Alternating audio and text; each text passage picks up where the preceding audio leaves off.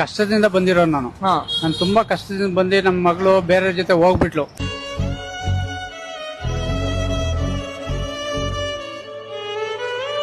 ನನ್ನ ಮಗಳು ಮರ್ಯಾದೆ ಕಳೆದ್ರಿಂದ ನಾವು ಈ ಕಡೆ ಬಂದು ನಾವು ಒಂದು ಆಟ ತಗೊಂಡೆ. ನಾನು ಹೆಂಗ ಸರ್ ಇವತ್ತೇನಾದ್ರು ನಿಮ್ ಮಗಳು ಟಚ್ ಅಲ್ಲಿ ಇದಾರ ಅಂದ್ರೆ? ಇಲ್ಲ ಸರ್, ನಾನು ಬಿಟ್ಬಿಟ್ಟಿದ್ದೀನಿ ಅವ್ರನ್ನ.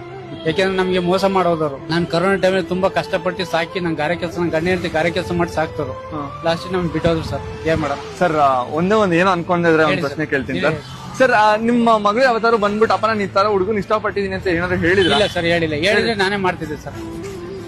ಇದು ತಪ್ಪು ಸರ್, ಇದು ತಪ್ಪು. ನಿಜ ನಿಮ್ಮ ಮಗಳು ಮಾಡಿ ಹೇಳಿದ್ರೆ ನಾನು ಒಪ್ತಿದ್ದೆ ಸರ್. ಅದು ಹೇಳಿಲ್ಲ, ಏನಿಲ್ಲ. ಅಂಗಡಿ ಹಂಗೆ ಬಿಟ್ಟೆ. ನಾನು ಬೆಳಿಗ್ಗೆ ಆಟಕ್ಕೆ ಬಂದೆ. ನಮ್ಮನೆಯವ್ರು ಅಲ್ಲಿ ಕೆಲ್ಸಕ್ಕೆ ಹೋಗಿದ್ದಾರೆ. ನನ್ನ ಮಗ ಗ್ಯಾರೇಜ್ಗೆ ಹೋಗಿದ್ದಾನೆ. ಅಂಗಡಿಲಿ ಯಾರಿಲ್ಲ, ಹಂಗೆ ಬಿಟ್ಟು ಓಡೋದು. ಎಷ್ಟು ನೋವಾಗಿದ್ದು ಸರ್ ನಮ್ಗೆ. ಕಷ್ಟಪಟ್ಟು ಗಂಡ ಹೆಂಡತಿ ಗಾರೆ ಕೆಲಸ ಮಾಡಿ ಸಾಕಿ ಅದೊಂದು ಅಂಗಡಿ ಅವಳಿಗೋಸ್ಕರ ಮಾಡ್ಕೊಟ್ಟಿರು. ನಮ್ಮನ್ನ ಮರ್ಯಾದೆ ಬಿಡ್ಲಿಲ್ಲ ಸರ್. ಮರ್ಯಾದೆಗೋಸ್ಕರ ಬಿಟ್ಟು ಈ ಕಡೆ ಬಂದಿದ್ದೆ. ದಯವಿಟ್ಟು ವಿಡಿಯೋ